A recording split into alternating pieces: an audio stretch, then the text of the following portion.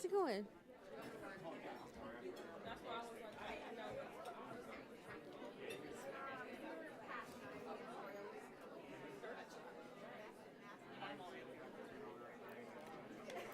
Hi!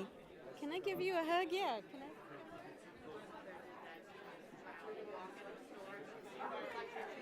Man, what a treat. Right, right. But you would say that anyway, Jane. Hi, friend. It's so good to see you. Good to see you too. I'm glad to see you celebrated and sharing the good word. Me too. You know what? You've been So, doing. Stephen, I don't have any lipstick on. Jane wouldn't let me put lipstick on. Do I look all right? You look fabulous, marvelous. Who was the guy that said you look marvelous?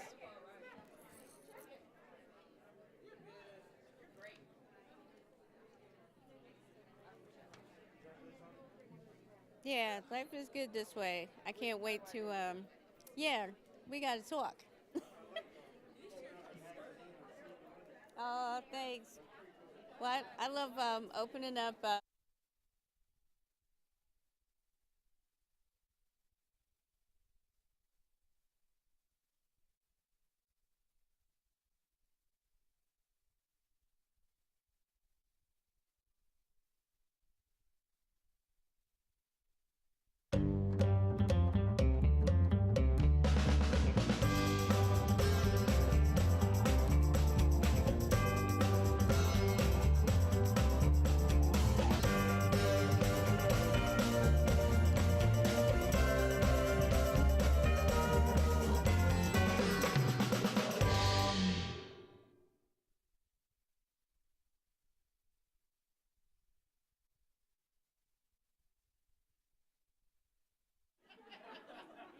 Just so you know. Good afternoon and welcome to Columbus Metropolitan Club. Today's forum is sponsored by the Columbus Foundation and PNC. Our live stream is presented by the Emergency Response Fund of the Columbus Foundation in partnership with the Columbus Dispatch. My name is Tony Bell and I'd like to welcome you all here and thank you for support of today's forum. We also have some special guests who are watching today live stream, students from Otterbein University's new senior year experience, a civic leadership program. Their class curriculum includes attending CMC with John Comerford, president of the Otterbein University, and his wife, Rachel, who are co-teaching the class. Let's give them a big round of applause and welcome them. They are watching the live stream today, but will be in the audience over the next 14 weeks. We encourage you to meet these exceptional young students. And for today's forum, our forum is titled Pioneering Nonprofit Black Girl Rising in Steering Black Girls in Ohio from ages 11 to 18 to Success through Research, Advocacy, Community-Based Work, and Inclusive and Honest Conversation. Today, we are excited to learn about this groundbreaking initiative from our expert panel. To introduce our speakers on behalf of today's sponsor, PNC, please welcome to the stage Mary Auk, PNC Regional President for Columbus. Mary, the podium is yours. Thank you, Tony. It's so great to see so many of you in person, and a special welcome to our guests on YouTube, especially those students from Otterbein that were mentioned earlier. On behalf of the Columbus Foundation and the Central Ohio employees of PNC Bank, some of whom are here with us today, we welcome you to today's CMC luncheon.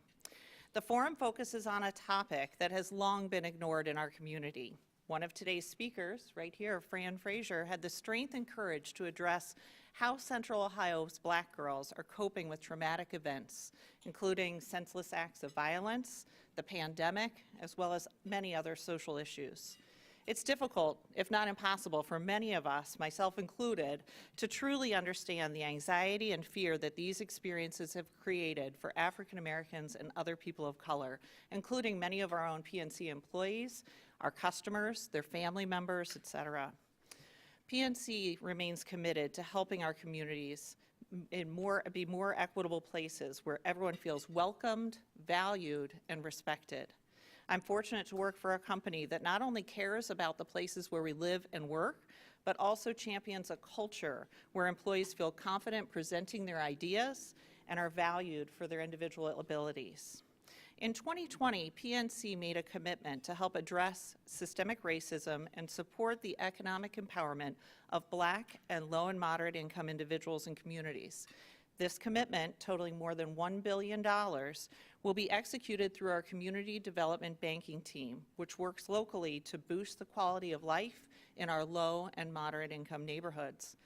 Locally, as an example, Zora's House received a $100,000 grant from PNC over 2 years to provide training and technical assistance for 80 women of color, artisans, and entrepreneurs. That's just one example of how we're going to market with this initiative. In addition, this past year, PNC launched Project 257, Accelerating Women's Financial Equality, to help close the economic gender gap and expand on PNC's decade-long commitment of supporting financial decision makers that are female. Project 257 takes its name from a 2020 report by the World Economic Forum that highlighted the fact, believe it or not, that at the current pace it would take 257 years for women to achieve financial parity with men around the world. One of the drivers of this economic gender gap is unequal access to credit. So to help address this issue, PNC has formed a partnership with SheEO, a global nonprofit that provides zero-interest loans and an ecosystem of support to women and non-binary entrepreneurs. PNC is contributing $1.257 million over 3 years to SheEO, working with the organization to drive awareness and help increase the number of investors who support SheEO businesses. SheEO shares our unwavering commitment to diversity. In fact, all 5 businesses who received SheEO loans in the U.S. last year were owned by Black and brown entrepreneurs. As a Main Street bank, PNC has a commitment to leveraging our differences as assets. It's also why we support Black Girl Rising's vision to ensure African American girls are empowered to live lives of authenticity, equality, and resiliency. Together, we can accelerate women's financial equality. And now, please help me welcome today's speakers. Fran Frazier, Principal Investigator of Black Girl Rising.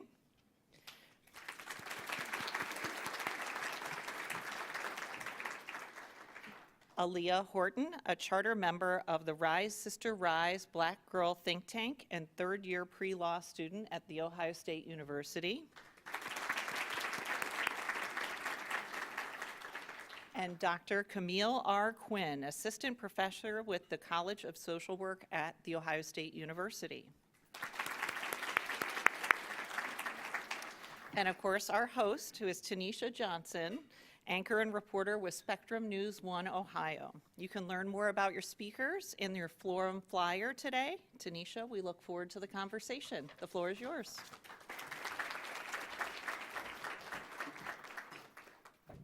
Good afternoon, everybody. It's good to be here today.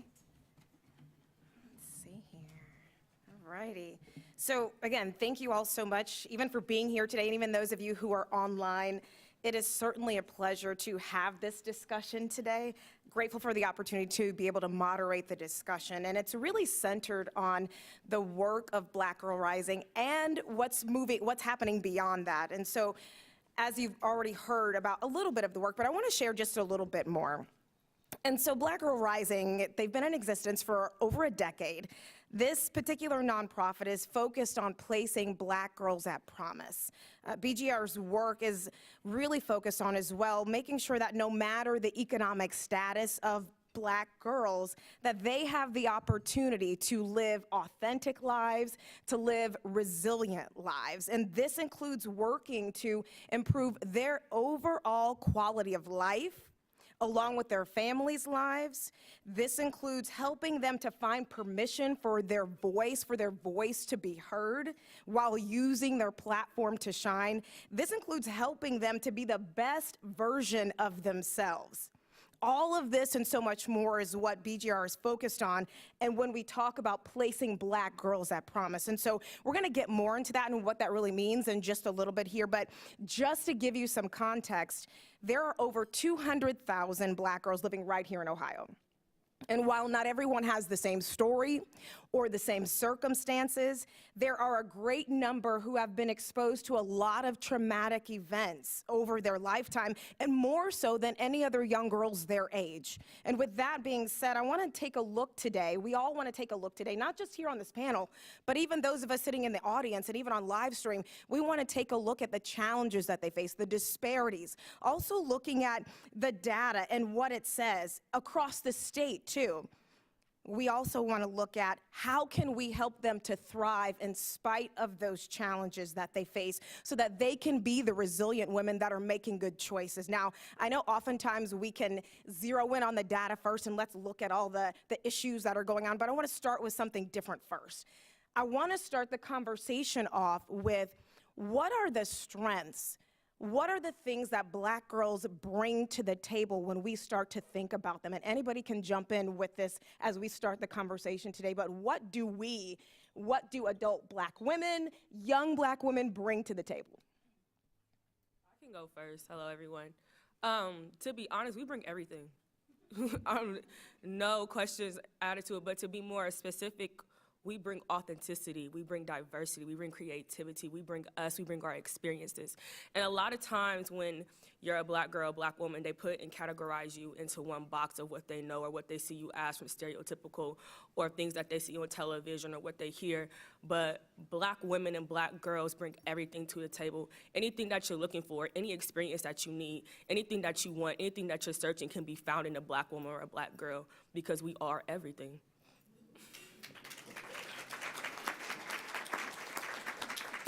Well, we certainly are. I think two things, especially that Black girls bring to the table. One is their tenacity. The other is, I could say their swag, but I think it has to do with a poem by Dr. Maya Angelou. I don't know whether you're familiar with this poem, but it's called "And Still I Rise."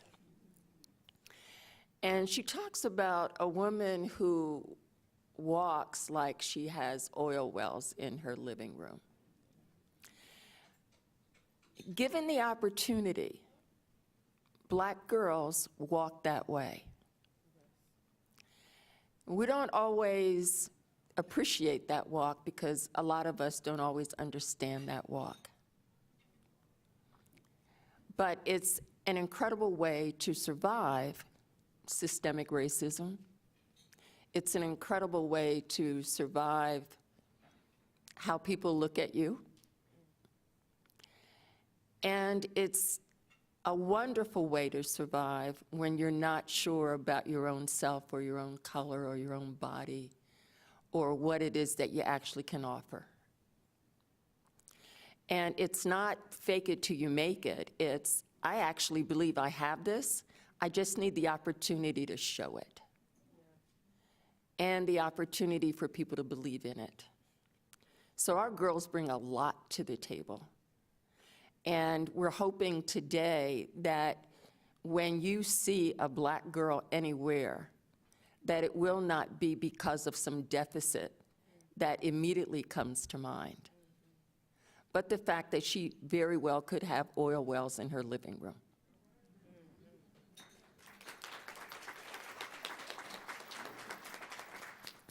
I think the only thing that I would add is that Black girls bring to the table what I would call fortitude. So we will talk about some of the challenges or difficulties that Black girls have experienced, but in spite of those things, despite those things, there's a remarkable fortitude, a desire to be the best, to strive and excel in spite of those things. And so that is part of what being at promise looks like for Black girls, and that's what they bring.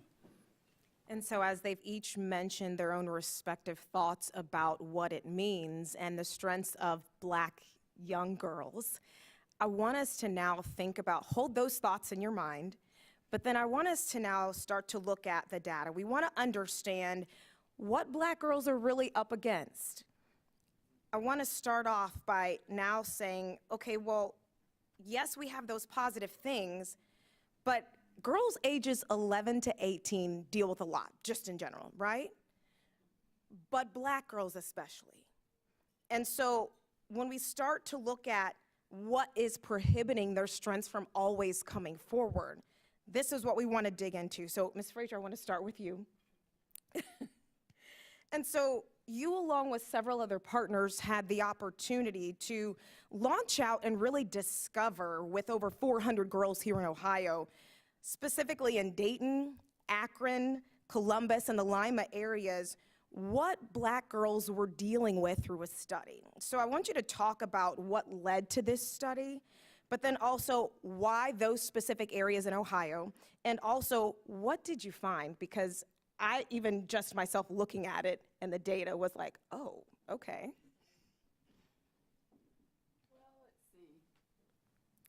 Probably for the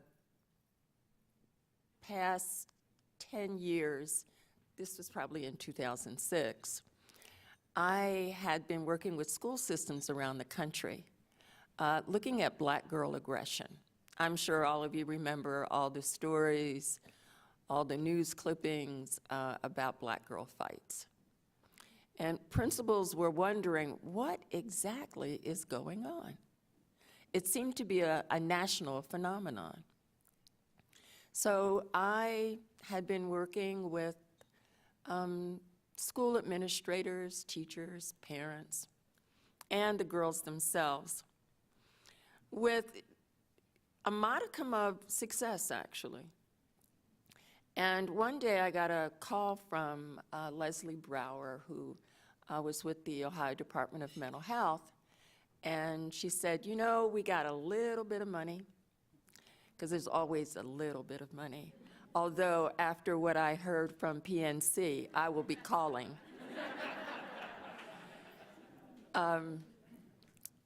So she said, we have a little bit of money, and we want to look at mental health in the Black community, and we're having a rough time. So I said, I would love to take a look at what's going on with Black girls. I'm seeing a lot of anger, I'm seeing a lot of sadness, I'm seeing a lot of depression, and I need to know where this is coming from. So we went back and forth. Well, you can't just look at Black girls, you need to look at white girls, you need to look at Latina girls. And I said, well, you know, I didn't have the money before, I don't need it now, because I unapologetically want to look at Black girls. So we went round and round, and then we agreed that that's what we would do. The director at that time wanted us to look at metropolitan cities, but also a small city that had a large Black population, which is how we looked at Lima. And then I had the grace to actually have the resources of the entire research department of the State Department of Mental Health. I don't have a PhD. All of them have PhDs. And I think what made me feel so empowered to share my thinking about what we needed to look at with Black girls is that this team of researchers and analysts and statisticians listened. They actually listened and said, you have the expertise because you're out there. We'll help you get to where you want to go. And Dr. Laura Belliston-Cobb is in this room.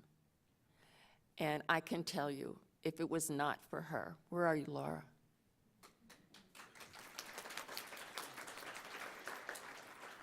I'm not sure we would have been as successful. We looked at how black girls live their lives. What is it like to be a black girl in an urban city or in an urban setting? So we know that for many of our girls, poverty is an issue, but not for all of our girls. And that's why I was saying it's important that when you look at a black girl, that it not be from a deficit. Our range of girls from 11 to 18 were girls who lived in two-parent black upper middle class families to girls who did not. Because one of the things that's so important is that we have to look at the face of black girls in any city and not just a targeted group of black girls and assume we already know what's going on with them, because we don't. If you are black and middle class, you have some of the same issues that girls in other schools do. And girls will say, the biggest issue is being smart in white spaces. That's what they call it, white spaces. Because they don't always like you to be smart. They don't always like you to have voice. So we wanted to see what girl life was like. We started out with focus groups and literally asked them, what is girl life like in your neighborhood?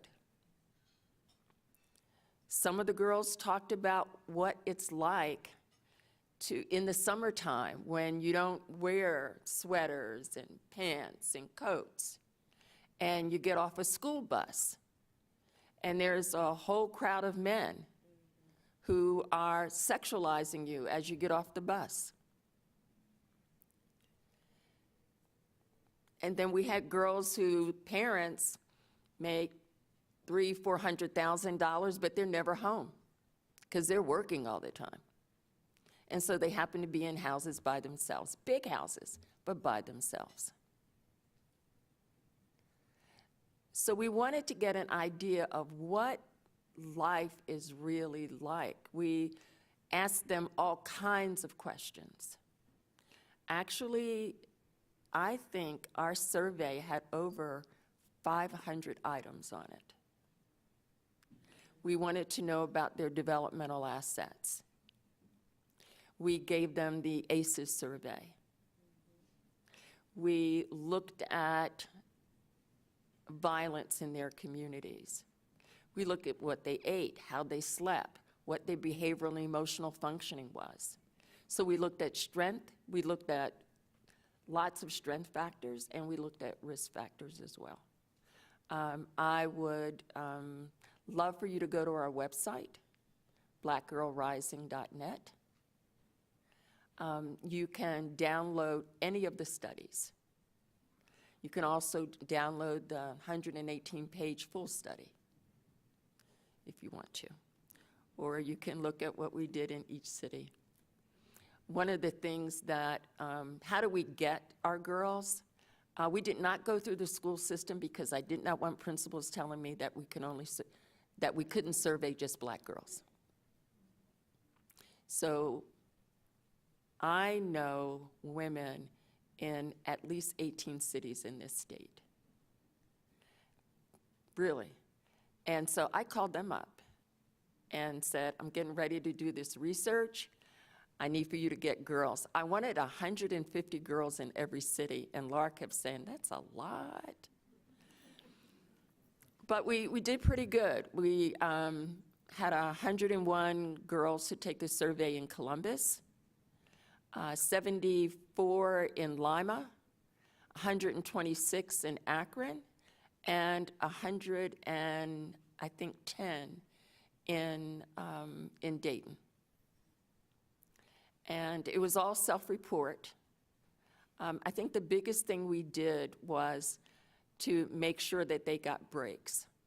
And we fed them a lot of sweet things in the morning, a lot of donuts, a lot of Sunny D, so that they would be perky for this survey. Let me pause you for just a second, because even as you started touching on some of the things that were found in this study, I think a couple of things that caught my attention were the number of girls, nearly 60%, who had seen some sort of violence taken place in their life. At least half had experienced or had been threatened with violence themselves.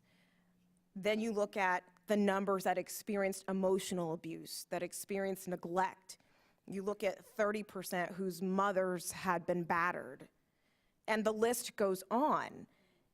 And for some of these things, it caught me by surprise, and I'll just ask this to anybody that's on the panel, was this surprising just in hearing these kinds of things, even girls that maybe, Aaliyah, you connected with, I don't know, but was this, you're shaking your head, and tell me why. So I've been with Sister Fran since I was like in 8th grade, and now I'm not gonna say my age, but I'm getting older. So let's just say that. I'm in college now, I should say. So when this was taking in place, you said 2006, I was 5. So when I joined Black Girl Rising, everything that was researched was true to us. So like when we first started, we had girls from Upper Arlington, girls from Columbus City Schools, girls from Lincoln Heights, and we all had the same common experiences. So for me, it wasn't really anything surprising because it was something that I live every day or experiences that I can connect to because we all had similar experiences with each other. So I would say no, it's for me. Yeah. And Dr. Quinn, you've been able to do some of your own research even outside of this. So I'm just curious, I'm gonna ask her to talk about terminology because she helped me. So she's gonna help all of us today. But I want her to talk about, you know, not only her research, but her findings, because she didn't just do this by herself, but she did it with other people as well. And specifically with, I say juvenile justice involvement, tell me if I'm wrong. She will correct me in just a moment, it's okay.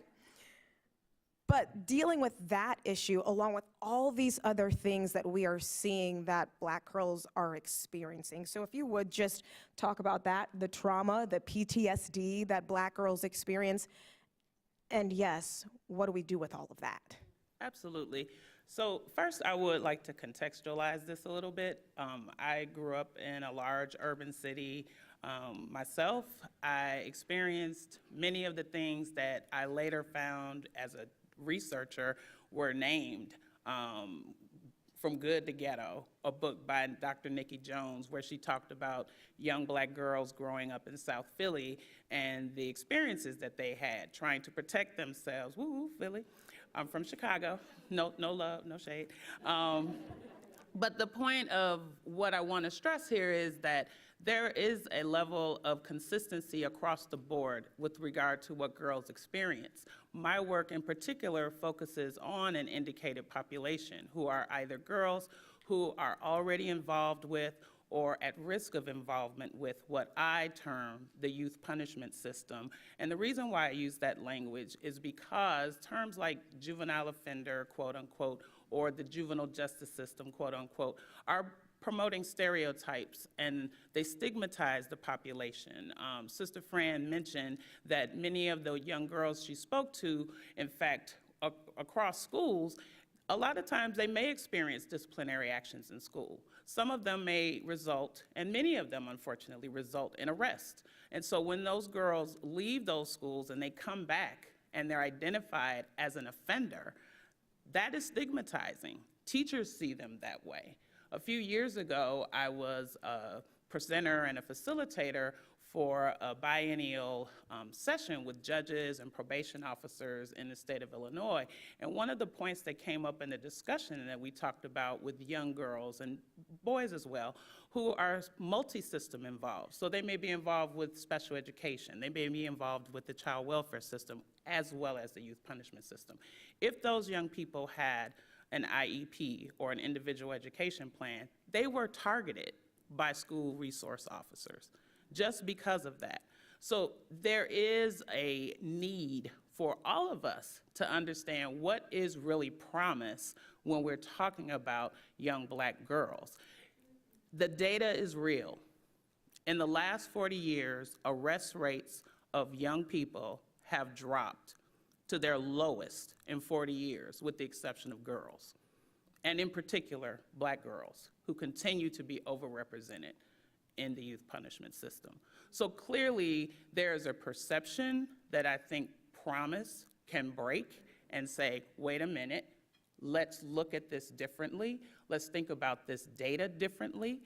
In one of the studies that I conducted with some of my colleagues around the country, we looked at a sample of girls in a southern jurisdiction. They were all in detention, African-American girls, and although they identified future orientation, meaning I have a view of what I want my future to look like, I believe that I will be successful, and that they had high self-esteem, they still endorsed very high rates of post-traumatic stress disorder. So what does that mean? That means that we as providers, we as allies to girls, we as teachers, we as family members, as friends, have to think about what is it that they need from their point of view. That is one of the reasons why I was so excited to be aligned with Fran Frazier, as well as Aaliyah Horton, because the work that they've been doing with Black Girl Rising is exactly aligned with the view that I have of my work, which is centered around their strengths, their protective factors, understanding the things that promote their well-being and their health. And so I think that's the space where we have to really start. Well, I was just going to say that the theme today is placing Black girls at promise. In 2008, the American Psychological Association had a task force on strength and resilience of Black children and adolescents. And one of the things that they said was that our children needed to be, for optimal youth development, really needed to be owned by caring adults, teachers, mentors, community leaders, whoever those caring adults are around them. That would be the only way that they could be placed at promise. And I'm sure many of you know the work of Dr. Bruce Perry. Dr. Perry said, children have to have relational wealth to get through their trauma so that they can have a sense of what Dr. Quinn talked about, hope for the future. But when children are in relational poverty, then they tend to stay in that trauma. And we get to see the behaviors that stem from the trauma. And then we end up having to deal with that. So our work about placing Black girls at promise is really about collective work and responsibility. It's a African value system term that means that when we're doing our best and we do our best together, it helps all of us. So Ujima, the term means we are in this together. We can build and maintain our community by looking at my sisters' and brothers' problems as long as we can solve them together. So we place our girls at promise by bringing in all the resources that we can, surrounding them with those resources, which then allows them to build the strength they need, the confidence they need, and the voice. Because one of the things that we think is really important is that Black girls have to have a voice, and they have to use that voice, and they have to be comfortable with that voice, because that voice gives them the energy to be about whatever it is that's important to them. So placing Black girls at promise is the way to do that, we think. And Aaliyah, just to tag off of that, just kind of talk about your experience, even in the think tank, and finding your voice and kind of how you were helped in finding yours. So this is funny, like it's ironic. The first time I ever spoke in a public space was in this building. so, like, and I didn't know what I was doing. Sister Fran was like, get up there and speak. And I was like, you think I'm ready? And I was really young, so I never had, like, an opportunity. Like, I knew how to talk. I knew how I was well prepared.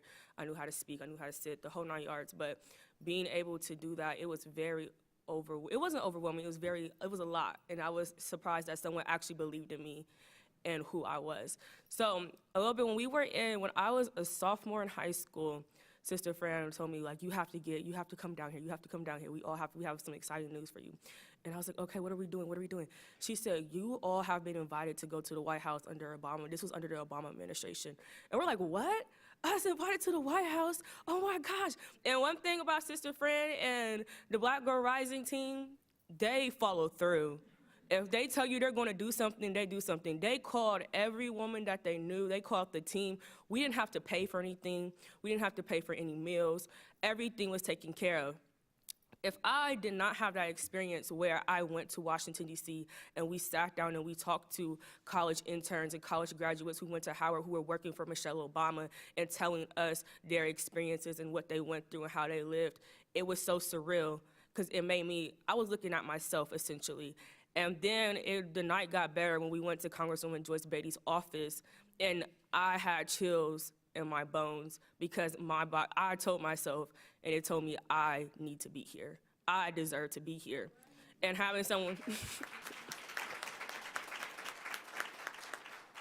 and having so many women, having the community support me and making sure that I succeed was a lot. And even having Congresswoman Joyce Beatty come up to us like she knew us, like she was our aunt, and she was telling us, like, I'm so excited to see y'all. What's your name? How are you? What are your dreams? Where are your goals? And we're like, oh my gosh, we're really here. Then she took us to Nancy Pelosi's office, and we're like, oh my gosh, we're in Nancy Pelosi's office. Like, wrote the president's training, everything. We had a great night. But in that sense, like, it was a great experience, but what if I didn't have that experience?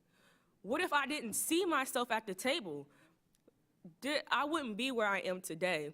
She always expect greatness out of us. She always said, you're not wearing jeans when you go somewhere. You cross your legs. You make sure that the photo they're knocking is towards you. You speak slow, like the whole 9 yards. But she made sure that we were like that. We would go out of town because we did a lot of things, and we had a lot of other community forums that we would speak at out of town. And we would look at other girls and be like, y'all allowed to wear that? Y'all allowed to speak like that? Y'all talk to y'all mentors like that? Because Sister Fran would never. Black Girl Rising would never. And we knew how to be great girls. And out of that, I have so many great opportunities where I met so many great people because of them. And having this is really placing Black girls. Our problem is they really kept the consistency. If you don't have consistency, it would not be here. Like, we have monthly meetings that were at 9 o'clock in the morning on a Saturday, and we had to be there at 9 a.m. And sometimes we would stay until 1 o'clock, but it wasn't like I was forced to go. I was willing to go. We were like, oh, why don't we have meetings every week? Like, let's talk about this, let's talk about that. You would speak, so like, for example, I was talking to Sister Fran. I was talking to one of my sisters. I wasn't really talking to anybody. And I was like, I don't really like the way guys are and how they talk to Black girls and how we interact with each other. And then Sister Fran was like, so what are we gonna do about it? And I said, oh, what are we gonna do about it? So we make community forums, and then we have Get Woke with us, where we have Black boys and Black girls have community conversations on how we talk to each other and how we respect each other. But that's because she listened to me. It wasn't because she was just like, okay, they're going to do what they are. They're 12, they're 13. No, she took our considerations. She loved us. She was consistent. And the whole team who's all over there, I'm going to give y'all a shout out because I love y'all too, who've been with me since I was in 8th grade, has been consistent, and they're still consistent to this day as you see them now. So. And she's also had an opportunity to continue paying that forward with other young girls. So I'm super proud of what you've been able to accomplish already, even at your age. We are at a point, this time has gone by very, very fast, but we're going to move to questions in just a little bit here. So if you have any questions that you would like to ask panelists, even if you're on live stream, go ahead and get those questions together. And if you're here in the room, you can prepare those questions and then come to the mic. We are going to do one last question, and then we'll get to audience questions. So last question is this. You know, we've talked a lot about, you know, placing Black girls at promise. What are the challenges? But then also, what are the strengths? And how can people support? But I want to dig a little bit more into that in terms of what are now the tangible calls, because one of the things that was repeated, and I want to say it again, is that this is not just a BGR item on their agenda to do or just their focus, but this has to be a community effort and an effort with the community at large across this state. So much to the point I said to Ms. Frazier that I see BGR as a midwife, but it doesn't just have to be BGR that's a midwife, but that we all as community members can be midwives to help place Black girls at promise, to help push their purpose forward, to help them find their voice, and so on. And so with that being said, tangible calls really quickly for adults, for young people, anybody.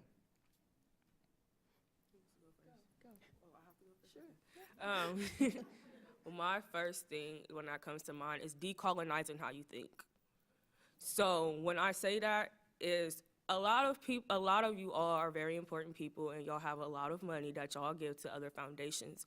But before you give money to those foundations, before you think that you're helping somebody and having white savior syndrome, as it usually is called, or giving, I've seen a lot of times, even in the Columbus community with a lot of companies, where their best interest isn't for Black people or for Black girls, where their best interest is what they think is their best interest. And so decolonizing your mind and really understanding what you're doing, really understanding what you're funding, really understanding what's going on, because you're not going to understand a Black girl's experience because you've never been a Black girl. And if you are a Black woman, you understand your experience because your experience is unique to you. But having that, but not thinking to yourself, oh, I think this will be great for them. I think this will be good for them. Listening, understanding, instead of being so quick to talk, so being so quick to say, well, this is what we do. And you know, when we had this organization, they were similar to you all. No, listen, take in, actually try to understand before being quick to trying to colonize what you want or a program that you see.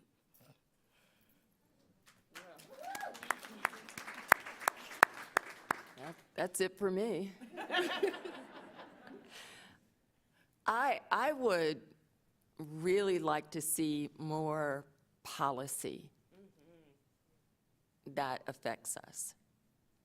I would like to see, I think this community funds a lot of girl initiatives, but what we don't see is the policy that's changing what we need to change.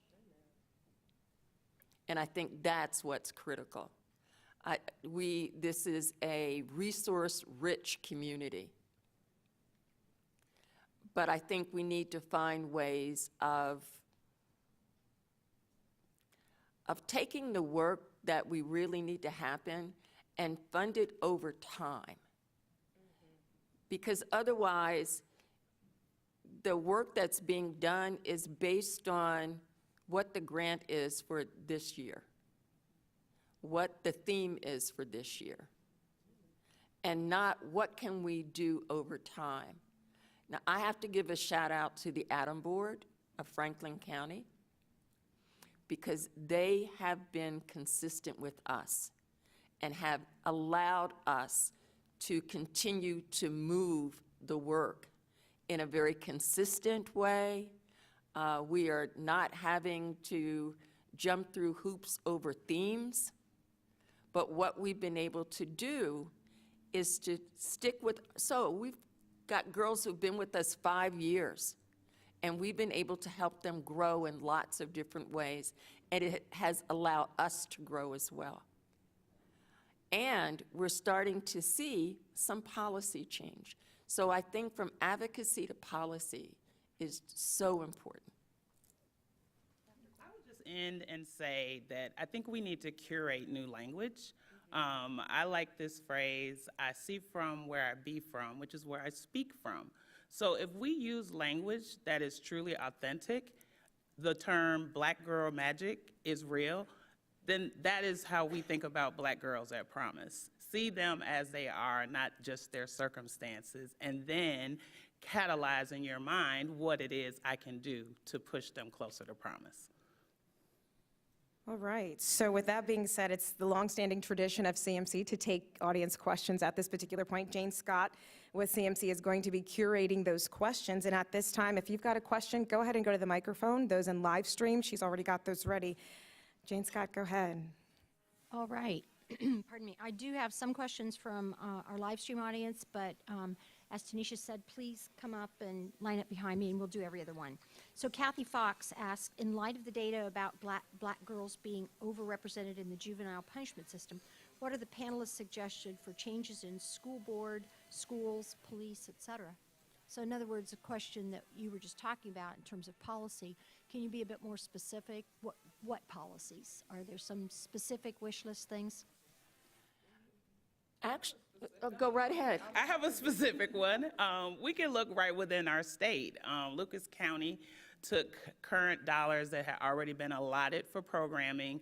They were school resource officer dollars. They moved them toward an assessment center within that same setting, and they saw a dramatic decrease of 98% of girls, youth being arrested. So if we have existing dollars that have already been allocated, we can move them to other line items where young people can actually benefit. Since we know that the school to prison pipeline is real and is in effect, and we see that in schools across the country and across our own state, we can do that right here, right now. We can get budget officers, we can get principals in a room to talk about it. Right now, there's been a moratorium on school resource officers in Columbus City Schools, that's a step in the right direction. But then where's the dollar gonna come from? There are existing dollars that can be used, and providing case management services that can actually identify needs that students have, particularly black girls, is a specific way you can do that.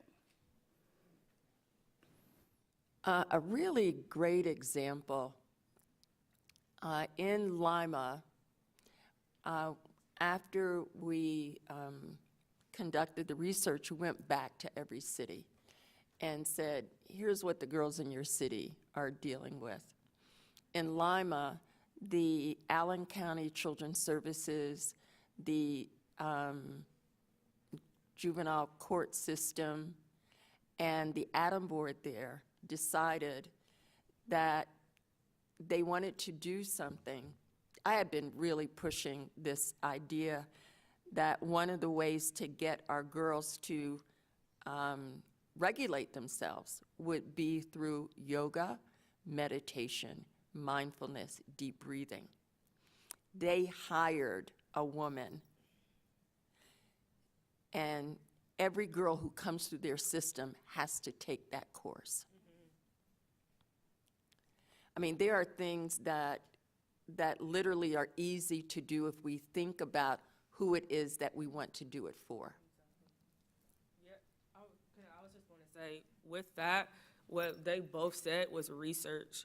You can't say a specific policy unless you have the research of what the problem and the issue is. You can't assume that that's the issue when really it might not be the issue. So in order to understand the policies that need to be done, it needs to be research implemented of what's the need. I just want to follow that and say that the research is critical, but it has to be community engaged research. So that means that we are actually partnering, Ohio State is partnering with Black Girl Rising. Ohio State is partnering with the City Council and the Franklin County Juvenile Court to engage in community engaged research. So that it's not just what the researchers are interested in learning, it's what the participants are telling us. A study that I'm launching right now, based on a partnership with Franklin County Juvenile Court and the City Council, City Council member Priscilla Tyson, who recently retired, is really to do just that, a pilot study to start with girls who are referred from Franklin County Juvenile Court, as well as their parents and caregivers, to talk to them about their experiences. What has it been like when you've been referred, if you've ever been referred for services, and then use that feedback to actually tailor a stress reduction intervention that's centered around healing. Because we know that trauma is an issue, but we want to focus on how they heal and then give them the opportunity to participate in that intervention and give us feedback again. So I think I agree 100%. The policies need to be there, but the research needs to be engaged and it needs to be informed directly by the people who will be affected by it. So this is a question from one of our new Otterbein students, Elijah McCutcheon. Is there a role that higher education plays in this big picture of putting Black women and girls in the best position to succeed? Yes. Yes, it does. Short answer, yes. So a little bit about me. I go to The Ohio State University. I'm a double major in political science and philosophy on the pre-law track. When I first got to Ohio State, I had imposter syndrome. I was a straight-A student in high school. And when I got to Ohio State and was in a room full of 200 white kids, and I was the only black girl, and I have to defend policies that affect black people, and everyone's looking at you to answer, and you have imposter syndrome, it is very much a thing. I know for me and my friends, a lot of them wanted to drop out our first semester because we had no one to teach us and no one to guide us through our way of getting to college, because college is a whole nother issue and separate things. You learn how to live by yourself. For me, being at a predominantly black school, I had 3 white roommates, having to explain why my hair shrinks, having to explain why I'm not getting the best grades that I can because I went to a school that was underperforming and I didn't have to do anything to make A's, where I go to school now where we have to read 20-page essays about the 1400s and we don't even understand what we're learning, and having to do that for each class for 5 classes and having to do that, it puts us in a position where we don't know what to do, but we know we have each other in a sense. But also when we're all going through the same thing, we're just trying to stick it out. And higher education really can make or break you, because we know, like, if we leave and we don't get this education, we have nothing to go back to.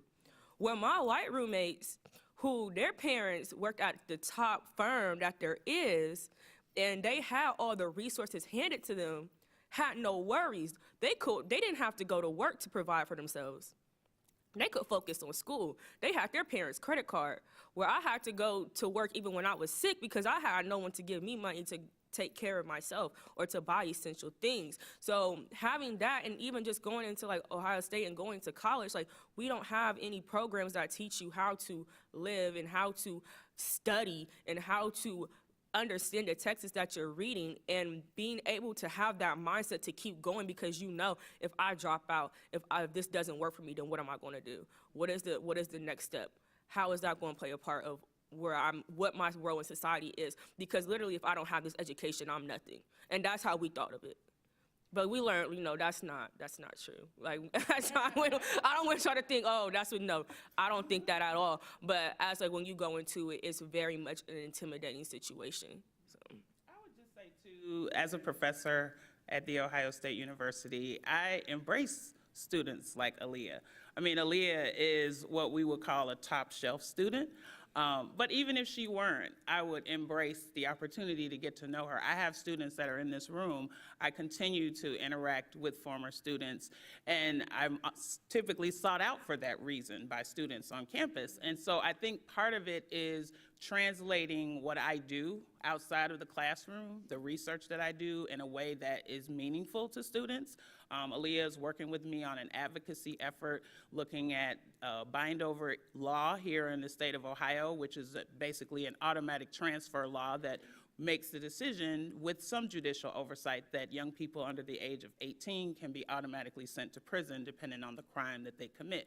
And so we are curating a group of advocates who want to abolish this law and have been working directly with the Public Defender's Office to do this. And so I think giving students like Aaliyah and others who may not be in the same space as she's in the opportunity to learn outside of the classroom, to engage faculty in meaningful ways, to have off-site conversations just about life, to be present is really some of the best ways that I think that we can put girls, black girls particularly, at promise, and continue to meet their needs, but also to seek and hear what they need and respond to that. This question is from Charity Martin King. How do you respond to people who are critical of race and gender specific programs and funding streams? Final question. I just say, get into it, because it's not going anywhere. I get it, it's difficult, it may be uncomfortable, but I think having conversations that are honest and real and helping people think that though there are differences, there are also similarities that we can build upon, and that our own understanding of ourselves will lend itself to that. I think that to live in America, and not be conscious of race and culture and ethnicity is to be blind. It is important to have gender-specific funding, programs, conversations, collaborations, as well as not just race, because we already know that's a social construct, but to look at how do we figure out how to actually be together, work together, and it's really what we do with our girls in our think tank. How do you think critically? How do you communicate across barriers? And how do you build community? So that's the real answer. And I think when we think that there's something wrong with gender and race-specific issues or funding, then I think we're only looking at one group and not all of us. This has been a really good conversation today, and we are going to wrap it up because we are out of time, and we wish we had more time. But I'm going to turn it back over now to Tony Bell for concluding remarks.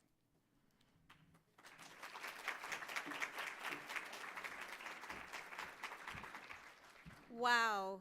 Okay, today's forum is so befitting of this organization, which was founded in 1976 by 13 visionary women leaders, knowing that CMC's mission is to connect people and ideas through community and conversation.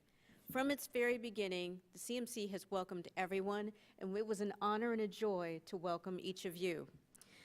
Well, I hope that you found today's forum promising, and to that end, promising and knowing that welcoming, we want to make sure that we welcome our new members, Jed Deering from Trinity Episcopal Church, Amanda Dunfield and Matt Toddy with Ad Astra Design, Ann Sheriff and Renee Stein from I Am Boundless, and from Otterbein University, joining us from Livestream, Zachary Collins, Liam Hurd, Elijah McCutcheons. Let me say that again, Elijah McCutchinson, Nathan Neal, Rachel Rumpel-Comerford, and Emily Steinberg. And also, please welcome our newest lifetime member, Hannah Powell of KIP. Welcome you all. We welcome you all to CMC. And to conclude, I certainly do hope that you found today's forum promising and engaging, and that you can see yourself as an active ally, advocate, and supporter, because we are all better together. Please make plans to join us next week as CMC presents The Future of Work, the Office of Tomorrow, featuring a panel of experts.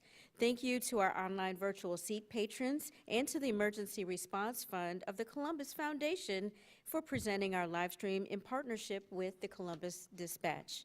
Thank you to today's sponsors, the Columbus Foundation and PNC, and our special appreciation to today's speakers. Another warm round of applause for Fran Frazier, Camille Quinn, Aaliyah Horton, and our host, Tanisha Johnson. Thank you.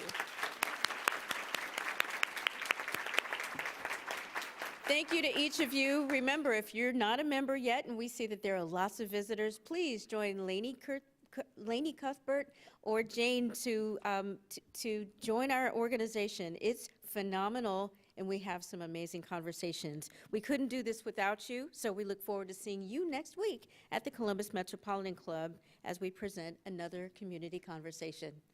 Thank you.